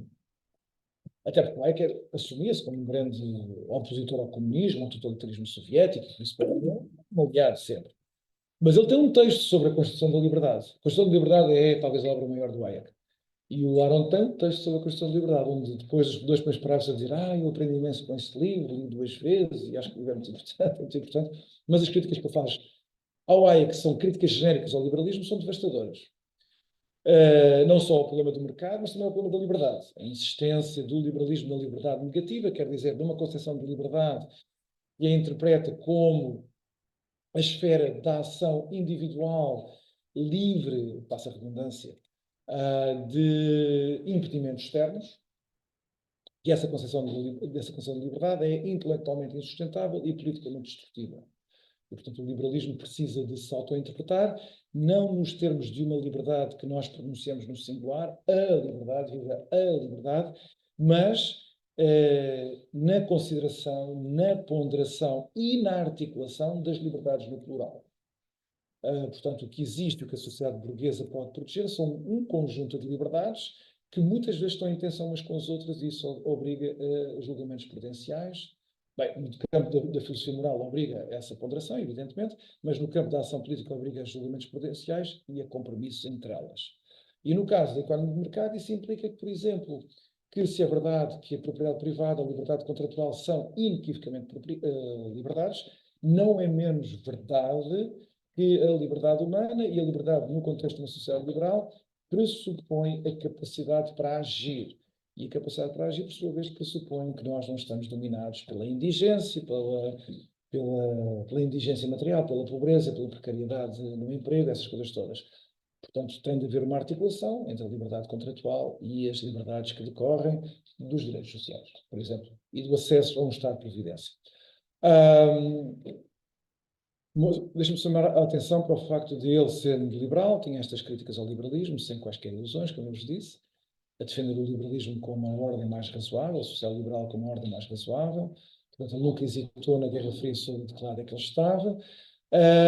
Mas ele, sobretudo, no final, nos últimos anos, ele morreu em 1983, nas circunstâncias mais bizarras, ele morre. Um dos grandes teóricos políticos franceses do pós-Segunda Guerra Mundial é um homem chamado Bertrand de Jouvenel, um grande conservador. Um homem chamado Bertrand de Jouvenel. E o Jouvenel, em 82, quando ele é acusado de ter sido um colaboracionista na perseguição dos judeus franceses, na experiência da guerra, muitos anos depois. Enfim, via o José Sternheld, essa malta toda, andava a ver os intelectuais que tinham cooperado com as forças de Vichy e os alemães durante a ocupação, e vai haver um momento de acusação ao Jouvenel de ter sido um colaboracionista. E vai haver um julgamento em tribunal. E o Aron é a testemunha abonatória do Jouvenel. E há um longo interrogatório de horas e horas ao Aron. E o Aron, quando sai do tribunal com o Jouvenel, o Aron teria 82 anos, não sei, 81 anos, não sei. E o Aron é acompanhado pelo Jouvenel, que está também ali a agradecer e tal. E ele acho que vai chamar um táxi, assim. Ele tem um ataque cardíaco e morre ali nas escadarias do tribunal. E ele, nos últimos anos da sua vida, ele estava muito preocupado com uma questão das sociedades liberais, que eu acho que traz atualidade, e com isso estou em incerto, senão a gente não mais sabe aqui. Que eu acho que está muito ligado ao nosso problema hoje, das nossas sociedades hoje. Aron é um dos primeiros filósofos políticos a notar que o liberalismo, na sua ênfase na promoção das liberdades individuais, conduzia a uma transformação da alma no sentido de converter os indivíduos que esse mesmo liberalismo produzia em seres hedonistas. Uma vez mais, o liberalismo a regressar às suas raízes lucrecianas, epicuristas, que os indivíduos não eram mais do que sujeitos de desejos e de aversões. E que, nessa medida, o que era preciso era conduzir as sociedades ao crescimento económico, e que a economia de mercado, a indústria do entretenimento os mecanismos de criação de esfera privada individual seriam suficientes para nós esgotarmos o todo das nossas existências. Portanto, uma espécie de separação do indivíduo na sociedade liberal, que deixava de ser cidadão para passar a ser apenas produtor, consumidor, para passar a ser apenas uma criatura de desejo. O Aron dizia que isso era o maior movimento de desmobilização cívica que estava a ocorrer no Ocidente.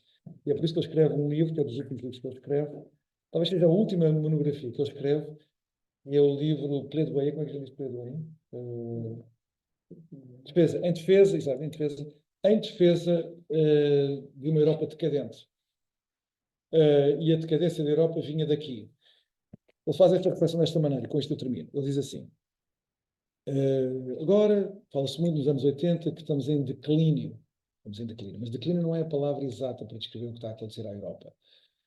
Até porque nós, europeus, em grande medida, não estamos em declínio, a nossa economia está muito mais poderosa que todos os economistas, dos anos 80, não esquece, mais poderosa que os outros, temos aqui tantas estruturas brilhantes, que são absolutamente brilhantes, não é exatamente declínio o que nos caracteriza.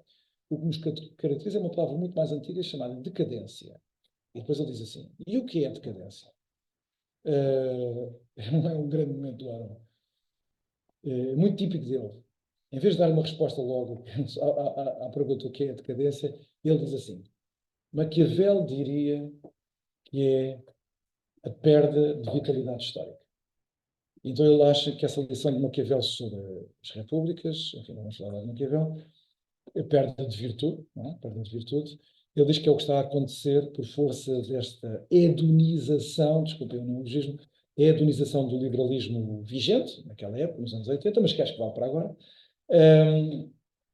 que seria um esvaziamento na Europa da sua vitalidade histórica, que tinha feito a sua grandeza.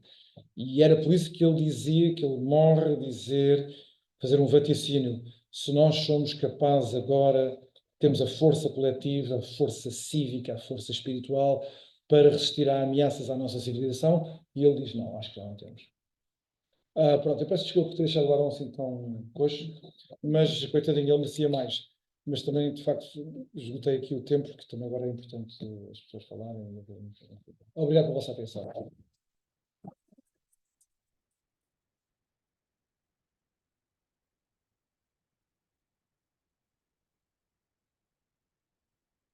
Portanto, até às 7, que encerramento com chave de ouro, como se costuma dizer.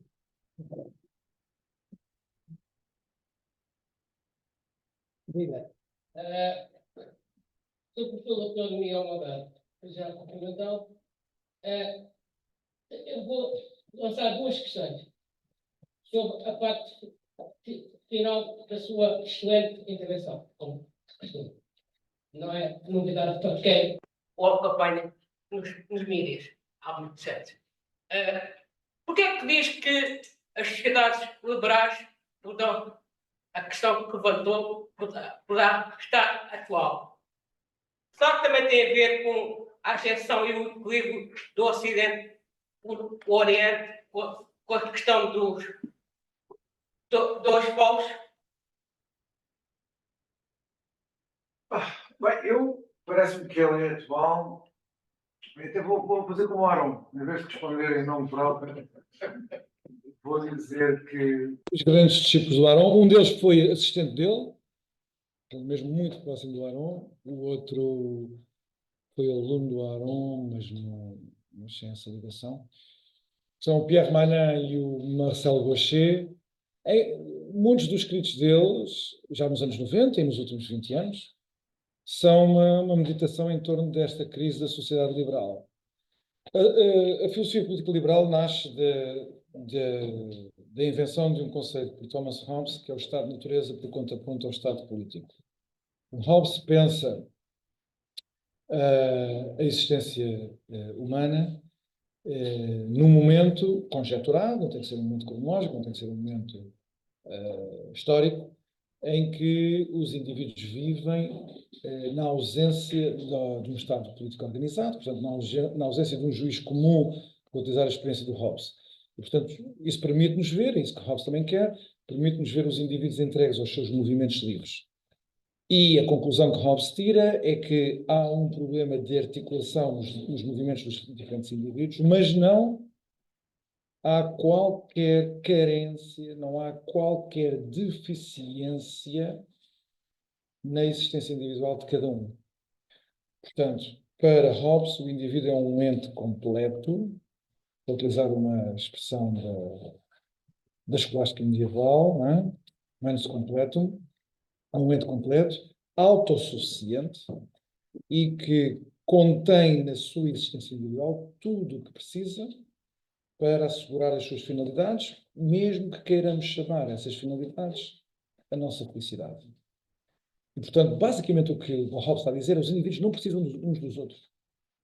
Mas há um problema da articulação da sua coexistência. E é esse conflito que nasce da coexistência de seres completos que gera a necessidade do Estado. Mas isso é outra conversa. Agora, o que o Arão está a sugerir e que o Manin e o Gaucher desenvolvem, a ideia que eles desenvolvem é esta.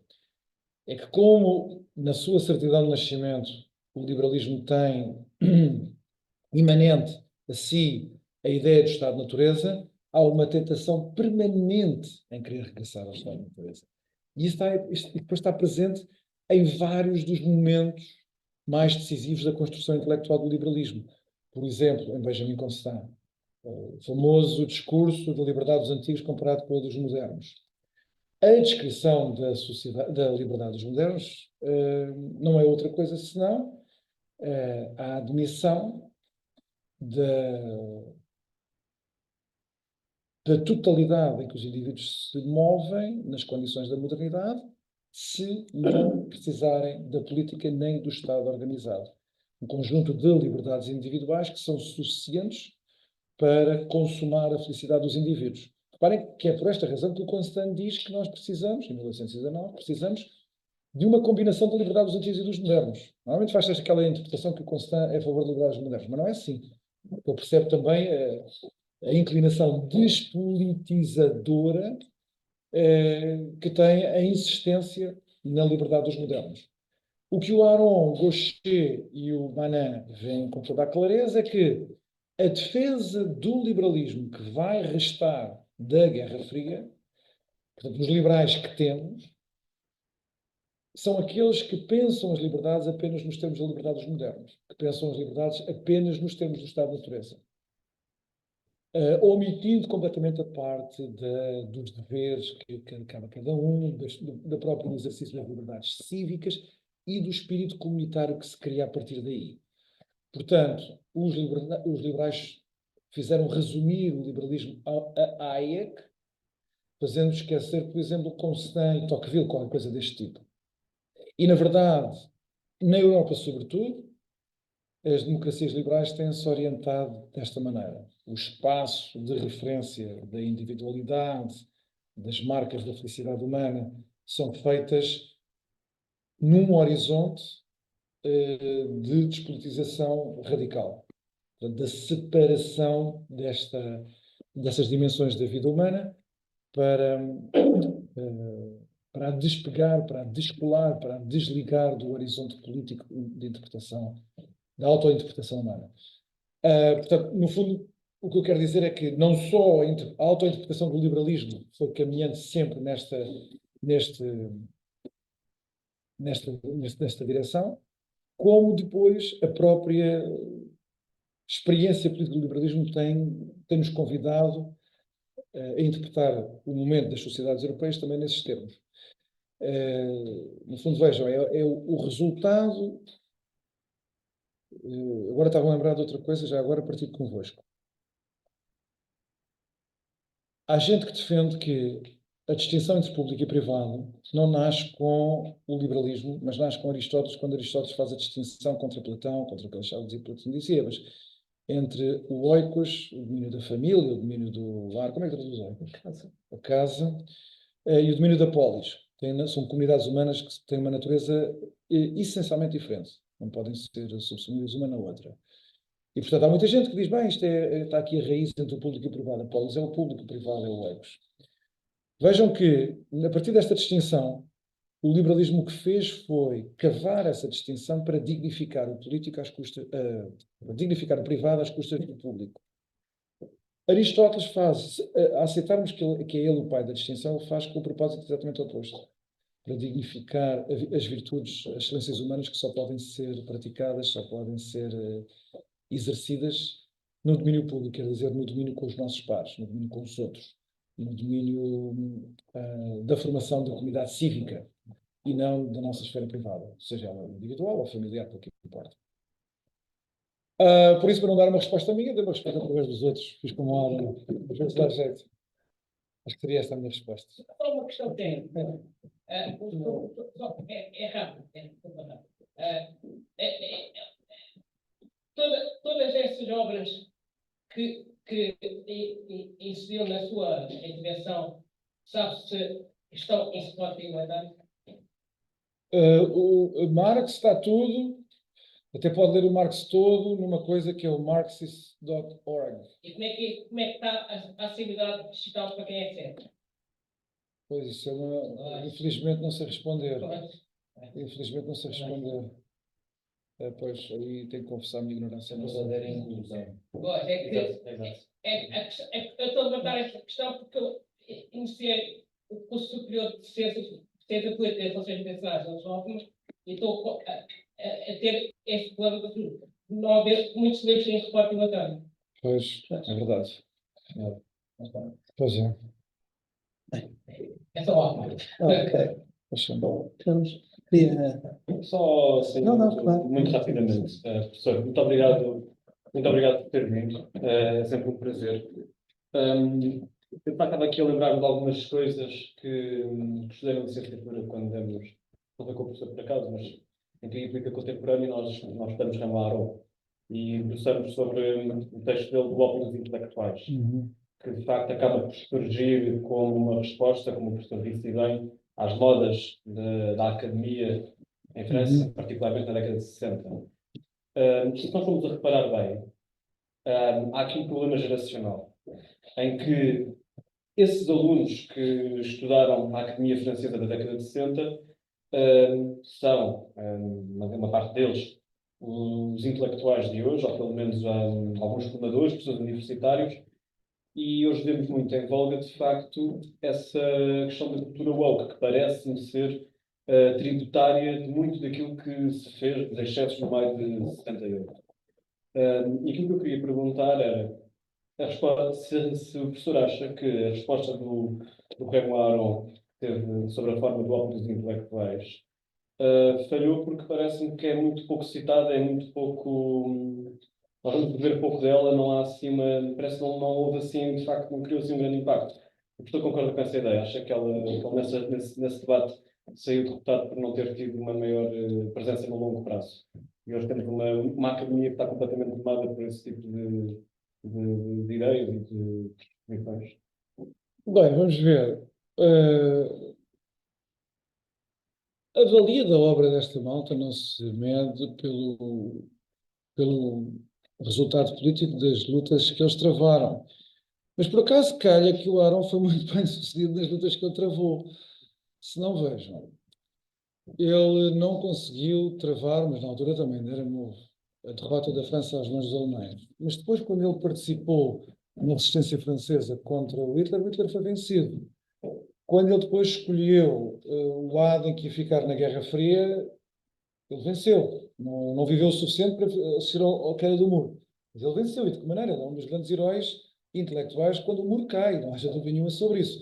Mas outros, por exemplo, ele vai arranjar muitos problemas com a direita francesa, porque desde o início é contra a guerra na Argélia.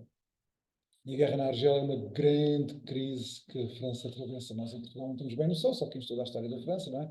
Mas a guerra na Argélia foi uma coisa mesmo dura. Não só porque a guerra foi duríssima, mas consequências internas. Quer dizer, a França esteve à beira de um golpe militar. Bem, que outra Quinta República, mas houve um golpe militar que se tenta e que falha. Reparem, eu não sei se vocês têm ideia, o de Gaulle sofreu, espero que a memória não esteja a trair, o de Gaulle sofreu 12 tentativas de assassinato. 12. Qual é o líder político que nós conhecemos que uma vez tenha sofrido sequer? Bem, duas parece que o Trump sofreu. Agora parece que há outra que foi, parece que o FBI desmantelou outra do Irão, que tal.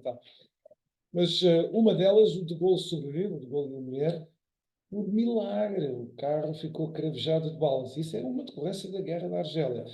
E o Aron foi, desde o início, disse, temos que sair da Argélia, vamos integrar a malta que vivia lá, não temos alternativa, mas a Argélia tem que ser independente e a França tem que abandonar o seu império, a França tem que se concentrar em ter aqui uma democracia forte, uma economia forte e que resista ao comunismo na Guerra Fria. Isso aqui é a prioridade da França e não o seu império. Hoje isso parece uma coisa evidente. Em 1955 era tudo menos evidente. E sobretudo para a direita francesa, então, não era nada evidente. Mas eu acho que ele venceu as grandes lutas que ele travou. Agora, há uma ou outra que aparece ali. A Constituição do maio de 68. Não é? Mas pronto, o maio de 68, que eu acho que é o centro que me faz nascer estas coisas do movimento woke e tudo mais. Há um livro muito engraçado daquele tipo, que é o Richard Wallin, não é como se chama? Tipo, faz aqueles livros chalados e tal. Ele tem um livro sobre as consequências do maio de 68, que aquilo não está mal visto Ele descreve, no fundo, é uma metamorfose do maoísmo puro e duro para as causas que depois, quando chegam às universidades americanas, se convertem na cultura woke. Isso é curioso. Há um famoso debate. Vocês não se esqueçam, depois o Aron teve grandes contemporâneos. Também a cultura woke hoje é feita por medíocres, não é? Os seus pais intelectuais são, embora aqui o Alexandre goste muito da Judith Butler, eu acho que vai descrevê-los a todos como uma cambada de medíocres, o Alexandre. Mas Mas porquê? está sempre a citá-la, está sempre a citá-la. Sim. Então, não tem contigo. Mas no caso do Aron não era assim. O Aron teve mesmo grandes contemporâneos. E um dos grandes, eu acho que ele era muito maior, eu vou dizer agora uma coisa, vou citar aqui uma pessoa, um grande ator, eu acho que ele era muito maior do que a cultura woke. Atenção, não estou a dizer que ele é o responsável da cultura, eu acho muito maior. Mas ele teve um grande contemporâneo chamado Michel Foucault. E eles tiveram até debates juntos. E o Aron tinha admiração pelo Foucault. Mas há um famoso debate em que o Foucault vai a Berkeley e tem um debate com o Chomsky. Já viste isso? E naquele debate, o Foucault não se importa nada de defender os julgamentos populares da Revolução Cultural na China. E quando o Chomsky tem lá umas hesitações, dali fica, Chomsky, tu estás completamente comprometido com a sociedade burguesa. Pá, se é assim, não vamos lá. O radicalismo francês, o radicalismo político francês, esteve nas mãos de gente com uma capacidade intelectual absolutamente invulgar. Depois da morte de Foucault, a esquerda ocidental nunca mais teve ninguém que se lhe chegasse aos calcanhares, nem o Habermas, Alexandre. Porque o Foucault realmente era provido sobretudo de uma capacidade criativa. Ele era um humor de trabalho, era impressionante a investigação dele. E, portanto, os adversários do Aron eram mesmo gente de gabarito e categoria. Não é o caso hoje. Portanto, se a cultura woke continua viva nas universidades, na cultura popular menos, mas nos mídias, a culpa, com toda a franqueza, é da igual mediocridade daqueles que não gostam da cultura woke. Porque a cultura woke não tem gente de grande categoria a defendê-los. Mais de 68, a Guerra Fria, os existencialismos sartreanos, tinham ali gente que não se refutava com, como é que a gente chama lá aquela palha, como é que é? Aquela expressão, por dar lá aquela palha. Não era assim tão fácil, era gente com outra categoria. Portanto, se hoje estas loucuras, estes absurdos conseguem triunfar, Não chegaria ao absurdo. não, é isso que eu. Claro que não. Eu pensei que eu não queria também cometer esse abuso, porque fiz aquelas qualificações todas. Mas, enfim, claro, não existiriam os estudos de género sem o trabalho pioneiro do Foucault. Eu acho que isso nós podemos dizer, a história da sexualidade é um livro fundamental, fundador. Mas é muito engraçado, porque no final, antes de morrer, o Foucault começa a criar ali uma paixão, hoje em dia isso ainda é objeto de debate em França, nos meios radicais, porque ele começa a criar ali uma paixão pelo neoliberalismo de Chicago, que arrepia os cabelos daquela malta. Então a malta hoje em dia diz, espera lá, que isto Foucault, afinal não era flor que se cheirava. O ordoliberalismo, as palavras que ele dedica de admiração intelectual ao ordoliberalismo, mas ao neoliberalismo de Chicago, do Gary Becker, a maneira como ele diz que aquela antropologia acaba por que seria uma espécie de trampolim que nos permitia passar por cima enfim, não vamos falar agora sobre isso. Mas é basicamente a minha resposta é esta. Eu há uns tempos estava a dizer, até na televisão, disse a propósito do Trump, que ele, para mal dos meus pecados, enfim, que não gosto daquilo, mas ele, para todos os efeitos, está a ser o líder de um movimento que vai refundar o conservadorismo na Europa. Eu acho que vai ser mau, enfim, não me revejo naquilo, mas é o que é. Acho que aquela vitória tem tanta expressão e reúne uma coligação com tanta gente. E depois o que eu disse foi, bem, eu estou-me a queixar, eu estou-me a lamentar, não gosto daquilo, mas o responsável por essa refundação nem sequer é o Trump. O responsável é porque os outros conservadores são os nabos, que realmente nunca tiveram criatividade, nem inteligência, nem a capacidade intelectual para serem eles a operar essa refundação, porque o conservadorismo, a meu ver, precisava desesperadamente. E, portanto, se não fizeram uns, fizeram os outros. E no caso da cultura, é a mesma coisa. Não toda a gente a dormir, então acho que não vale a pena estar só. E seria uma grande injustiça dizermos que o Aron, coitado, perdeu. O Aron ganhou e nós devemos muita coisa ao Aron. E, sobretudo, este exemplo. O Aron dizia assim: Eh, Isto é sobretudo para as pessoas que têm um grande desejo, como eu vejo a malta nova toda, um grande desejo de escrever nos jornais e fazer comentários na televisão para serem famosos.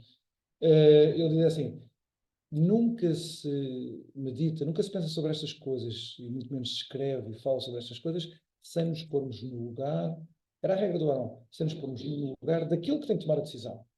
Não é mandar umas bocas de fora, não sei o quê. Não, aquilo que tem que tomar aquela responsabilidade. Depois ele dizia assim, eu tenho muitas lições sobre a natureza da política. Assim, a política nunca é um conflito entre o bem e o mal, mas entre uma coisa diferente, que eu acho que também é luminoso, entre o preferível e o detestável, sabendo que muitas vezes aquilo que é preferível é também detestável. E depois ele termina. Este texto é um texto fabuloso que ele escreve, de comentário. Eu aprendi sempre muito com este texto, já o li umas 5 ou 6 vezes. É um texto que ele escreve de introdução, portanto aparece até ali um bocado perdido, a uma tradução francesa, que não tinha sido ele a fazer a tradução, às conferências do Weber, do Politique d'Alsberhof e do Wissenschaft d'Alsberhof.